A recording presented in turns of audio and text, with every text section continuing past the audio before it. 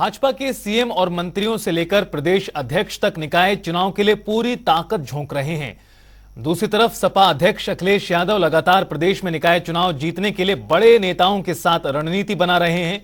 Baspa supremo Mayawati भी चुनाव में उम्मीदवारों को जिताने के लिए गोटियां बिछा रही हैं, लेकिन कांग्रेस के नेता अभी मैदान में नहीं उतरे हैं। प्रत्याशी अपने भरोसे चुनाव प्रचार कर रहे हैं। कांग्रेस की पूर्व अध्यक्ष सोनिया गांधी, राहुल गांधी और प्रियंका गांधी वाड्रा के कर्नाटक में चुनाव प्रचार में व्यस्त होने की बात कही जा रही है। ऐसे में प्रदेश में कांग्रेस प्रत्याशियों को प्रदेश अध्यक्ष बृजलाल खाबरी व उनकी टीम से ही प्रचार की उम्मीद है। यूपी में इन दिनों जो है चुनाव की एकदम बहार आई हुई है और चारों तरफ जो है निकाय चुनाव के लिए जो है सब पार्टियां फील्ड में उतर गई हैं। सबसे ज्यादा भाजपा है जो अपना सब चुनाव के परचम पर है और उसका परचम है यही कि मुख्यमंत्री से लेकर के और जो भाजपा अध्यक्ष तक चुनाव प्रचार में खुद जूझ रहे हैं। उसके बाद सपा में खुद सपा अध्यक्ष अखिलेश यादव और शिवपाल यादव लेकर के सारे बड़े नेता चुनाव में लगे हुए हैं। इसके बाद बसपा के भी लोग लगे हुए हैं, कांग्रेस के भी लोग हैं, लेकिन चुनाव प्रचार में कांग्रेस इस बार अभी फिसड्डी साबित हो रही है। इनके लोग अभी प्रचार में बड़े नेता नहीं आ रहे हैं। सीधी सी बात है, अब कांग्रेस का फोकस कर्नाटक के चुनाव पर है, तो कर्नाटक के चुनाव पर सारे राष्ट्रीय नेता इनके, चाहे वो राहुल गांधी हो या जो है प्रियंका गांधी हो या सोनिया गांधी हो, ये लोग जो है कर्नाटक के चुनाव के ऊपर जो है लगे हुए हैं और वहाँ कर्नाटक में सारे भीड़ पड़ी हुई है। जहाँ यूपी की बात है तो यूपी चुनाव का चुनाव सारा जो है प्रदेश कांग्रेस कमेटी के ऊपर निर्भर है और प्रदेश कांग्रेस कमेटी ही अपने नेताओं लगा करके कल से चुनाव में उतरेगी और उसके बाद जो है ये चुनाव देखा जाए क्या होता है। अभी बृजलाल खाबरी ने बताया जनता टीवी को कि हमारी टीम कल से उतरेगी और वो किसी भी तरह जो है पता नहीं करेगी और हर हाल में विकास का ये गंगा बहाएगी। यूपी में जहां जहां उनके मेयर जीतेंगे उन शहरों में बिजली, पानी सबकी बेहतर और सड़कें अच्छी होंगी, ये उनका वादा है। कैमरामैन रियाज के साथ टीएन मिश्रा, जनता टीवी, लखनऊ। कांग्रेस अध्यक्ष बृजलाल खाबरी ने प्रेस कॉन्फ्रेंस करते हुए कांग्रेस ने अपना संकल्प पत्र जारी किया है। कांग्रेस के संकल्प पत्र में कई बड़े वादे किए गए हैं। खाबरी ने बीजेपी पर हमला बोलते हुए कहा कि बीजेपी ने सिर्फ जुमलेबाजी की है। नगर निगम चुनाव के इस चुनावी माहौल में सभी मीडिया बंधुओं का और पत्रकार साथियों का अपनी ओर से, कांग्रेस पार्टी की ओर से धन्यवाद करना चाहूँगा। आज कांग्रेस पार्टी की तरफ से निकाय चुनाव में जो मैनिफेस्टो घोषित किया है उसका छाया आपने लिया है और आपके माध्यम से संपूर्ण उत्तर प्रदेश में जो मतदाता हैं उन तक इसका चित्र, फोटो पहुंचेगा और प्रदेश भर में इस पर चर्चाएं शुरू हो जाएंगी। कांग्रेस ने उन तमाम बिंदुओं को लिया है जो उत्तर प्रदेश सरकार ने पिछले 5 सालों में नगर निगम, नगर पालिका, नगर पंचायत में जो घोषणाएं की थी, हमें लगता है कि वो केवल और केवल झूठ का पुलंदा साबित हुई है। कर्नाटक में चुनावी बिगुल बज चुका है और इसको लेकर सभी राजनीतिक दलों ने अपनी कमर कस ली है। इस क्रम में आज उत्तर प्रदेश के मुख्यमंत्री योगी आदित्यनाथ कर्नाटक पहुंचे और सीएम योगी आदित्यनाथ ने कर्नाटक में कई रोड शो, जनसभाएं की। मुख्यमंत्री ने कर्नाटक के विजयपुरा में जनसभा को संबोधित किया और सीएम योगी ने कहा कि कर्नाटक और यूपी की मित्रता बहुत पुरानी है। उन्होंने कहा कि बजरंग बली इसी कर्नाटक में पैदा हुए थे, जाति धर्म से ऊपर उठकर काम करें। उन्होंने कहा कि मजहब के आधार पर आरक्षण गलत है।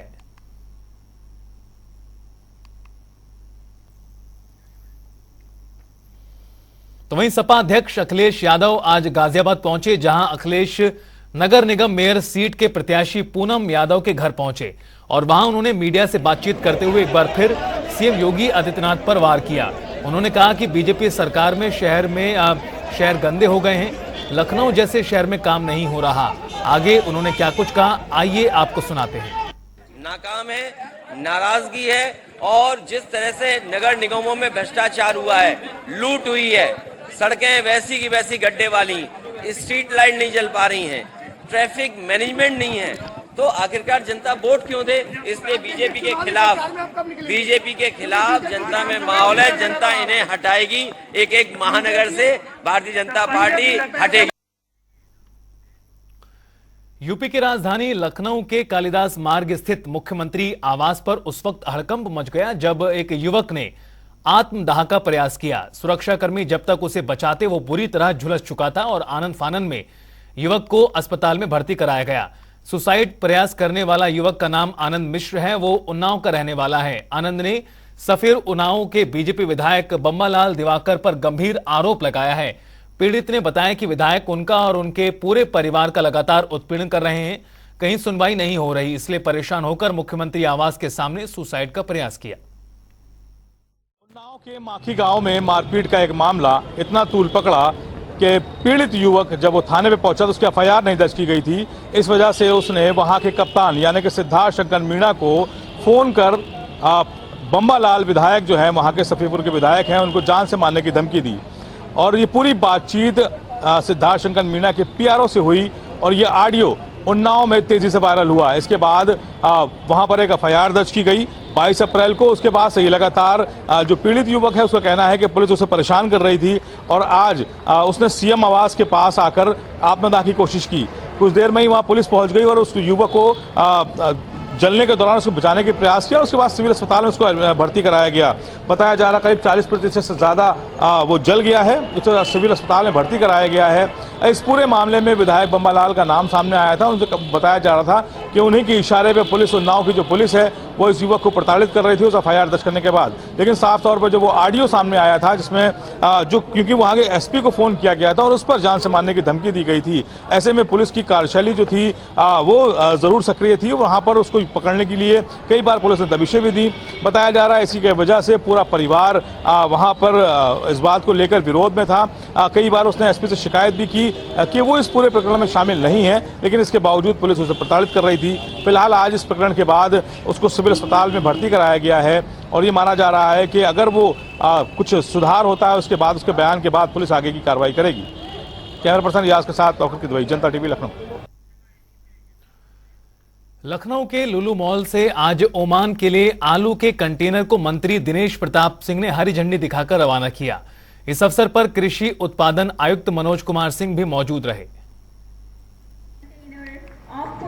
बिल्कुल, पहले तो मैं लुलु ग्रुप को धन्यवाद देता हूं कि उत्तर प्रदेश सरकार के किसानों की उपज को विदेशी मार्केट उपलब्ध कराने में राज्य सरकार का सहयोग कर रहा है।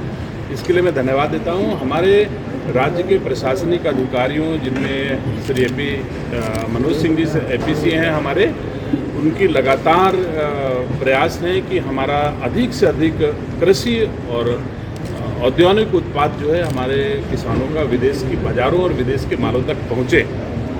तो आज उसमें एक सुखद क्षण है कि पहला दिन है हमारे यहाँ का आलू वो ओमान के लिए हम लोगों ने रवाना किया है। मैं उम्मीद करता हूँ कि ऐसे ही हमारे प्रयास प्रशासनिक स्तर पे, राजनीतिक स्तर पे होते रहेंगे तो हमारे देश के यशस्वी प्रधानमंत्री आदरणीय नरेंद्र मोदी जी की आशा के अनुरूप, संकल्पों के अनुरूप हम अपने किसानों की आय बढ़ा सकेंगे। और मुझे गर्व है मैं उत्तर प्रदेश सरकार के यशस्वी मुख्यमंत्री आदरणीय योगी आदित्यनाथ जी के दृढ़ इच्छा शक्ति और साहस के बदौलत ये सब ऐसे काम कर पा रहा हूँ जो काम इससे पहले कभी नहीं हो पाया। लखनऊ में साइबर ठगों ने रोडवेज की ऑनलाइन सेवाएं हैक की हैं और एटीएम से टिकट बनना भी बंद हो गया है। सभी ऑनलाइन सेवाएं भी हैक हो गई हैं। सर्वर बहाल करने के लिए हैकर 40 करोड़ रुपए की मांग कर रहे हैं। यूपी परिवहन निगम की ईटीएम सिस्टम में जो है खराबी आ जाने से इसका जो है काम करना बंद कर दिया गया है। और जब इन्होंने खराबी का कारण पता किया तो पता लगा बम्बई से जो ओरियन प्रो कंपनी है उसके सर्वर पे साइबर अटैक हो गया है और साइबर एक्सपर्ट जो अटैक किया है वो लोग 40 करोड़ रुपए जो है मांग रहे हैं कि 40 करोड़ रुपए दें तो हम इसको जो है बहाल करेंगे। अब इससे जो है परिवहन निगम की सारी बसों में मैनुअल टिकटिंग सिस्टम पुराना से फिर चालू करना पड़ा है और जो है ईटीएम मशीनें काम करना बंद कर दी गई हैं। 11,388 एटीएम मशीनें हैं जो काम नहीं कर रही हैं। इन कंडक्टरों को अब मैनुअल टिकट बनाने पड़ रहे हैं। साथ ही परिवहन निगम प्रबंधक जो है खुद लगा हुआ है कि किसी तरह जो है मामला निस्तारित हो और उसकी टिकटिंग व्यवस्था सामान्य हो। दूसरी तरफ आज बैठक करके ये भी कोशिश की जा रही है कि जो है परिवहन निगम एक अल्टरनेट व्यवस्था बनाए जिससे जो है टिकटिंग सिस्टम में दोबारा कभी ऐसी बात आती है तो लोगों को दिक्कत न उठानी पड़े। वहीं कंडक्टरों की हालत यह है कि जब जहाँ से बसें जाती हैं तो शहर से बाहर रोक करके आधा घंटा तब वो यात्रियों को टिकट बनाते हैं। जब सारे टिकट बन जाते हैं तब बसें आगे बढ़ती हैं। इस दौरान इस गर्मी में यात्री भी परेशान होते हैं और कंडक्टर स्वयं भी परेशान होते हैं। वहीं इनको जो है किराया अब मैनुअल जो है स्टेशन देख कर टिकट बनाने पड़ रहे हैं। पहले ये किराया ऑटोमेटिक फीड रहता था और स्टेशन फीड करते टिकट प्रिंट हो जाता था। अब देखना यह है कि ये समस्या कैसे दूर हो पाती है और परिवहन निगम के अधिकारी इससे कैसे अटैक से उबर पाते हैं। कैमरामैन रियाज के साथ पीएन मिश्रा, जनता टीवी, लखनऊ। अब्दुल्ला आजम आज डेट ऑफ बर्थ मामले में रामपुर की कोर्ट पहुंचे, जिसके बाद उनके वकील ने कोर्ट में सभी साक्ष्यों को प्रस्तुत किया। कोर्ट ने अब्दुल्ला को 5 मई को फिर से पेश होने के लिए कहा है। सफाई साक्ष्य के लिए थी, डिफेंस एविडेंस से हमने पेश करी। 5 तारीख जो है इसमें अगली तारीख लग चुकी है। कौन से मामले में थी? डेट ऑफ बर्थ वाले। क्या तारीख पड़ी? 5 तारीख। तो अब्दुल आजम की दोनों एडवोकेट हाँ, जिसमें जितने भी लोग हैं उन सबों की तारीख पड़ी। और चलिए अब रुख करते हैं उत्तराखंड की खबरों का। उत्तराखंड विधानसभा अध्यक्ष रितु खंडूरी ने उत्तराखंड सरकार में कैबिनेट मंत्री और बागेश्वर विधानसभा से विधायक चंदन राम दास के आकस्मिक निधन पर अपनी शोक संवेदना व्यक्त की है। उन्होंने कहा कि चंदन राम दास काफी सरल और सौम्य स्वभाव के थे। उनके असामयिक निधन का समाचार काफी दुखद है। उन्होंने चंदन राम दास को याद करते हुए कहा कि जब वो यमकेश्वर से पहली बार विधायक निर्वाचित होकर आई थी तो चंदन राम दास जी ने ही उन्हें सदन और विधायकी के काफी गुण सिखाए थे। वो युवा विधायकों की काफी मदद करते थे। रितु खंडूरी ने कहा कि उनका समय निधन बागेश्वर के साथ साथ पूरे प्रदेश के लिए अपूरणीय क्षति है।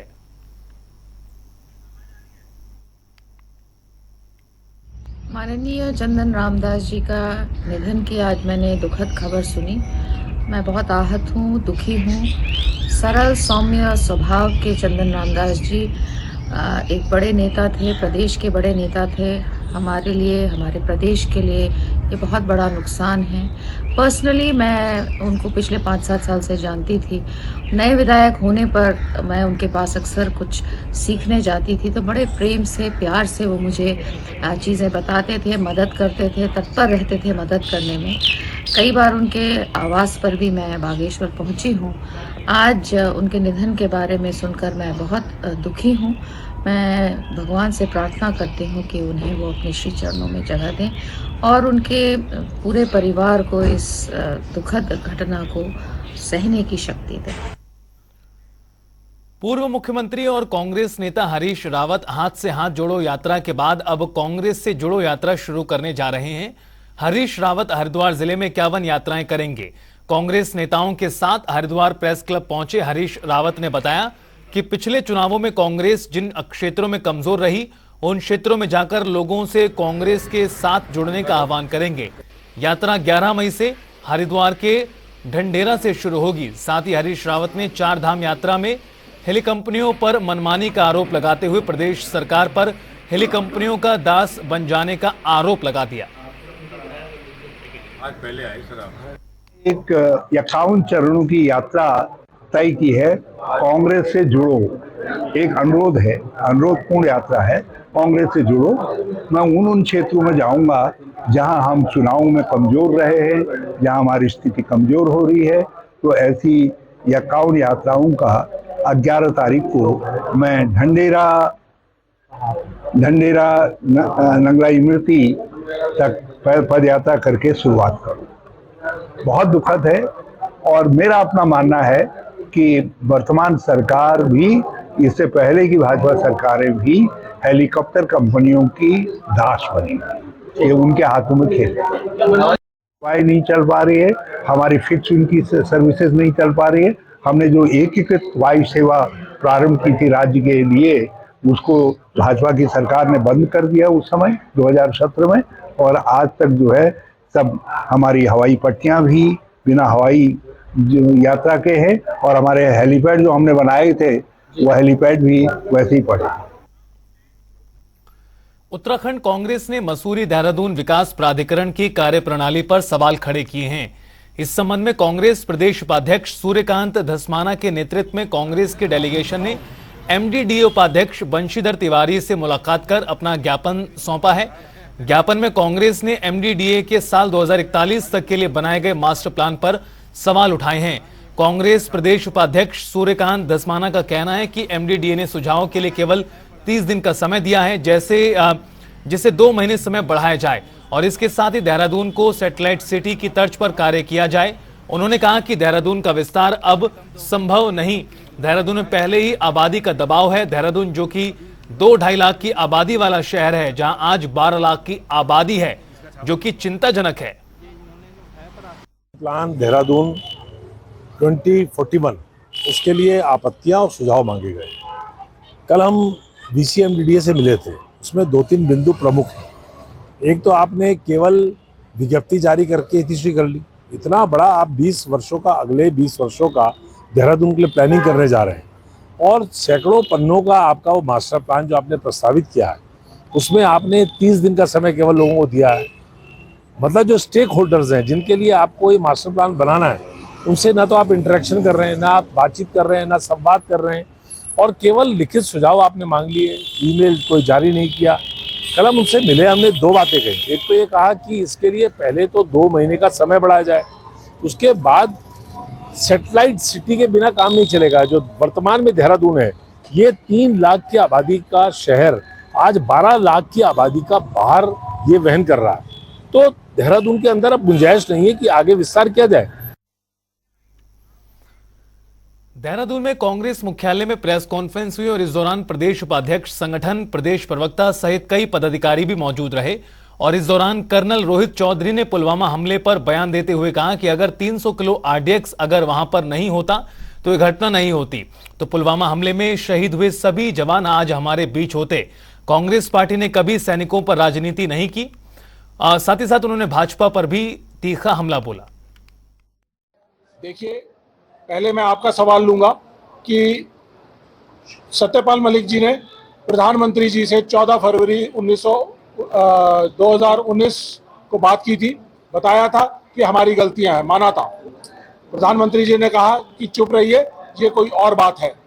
तो जब प्रधानमंत्री को बता दिया तो उनके, इसका मतलब ये है कि उनके नीचे आने वाले buck stops at prime minister's office, तो इसका मतलब सभी को जानकारी है। तो अब अगर मान लो कि वो कहते हैं कि मेरे को नहीं बताया था, तो आके बताइए कि मुझसे बात नहीं हुई है।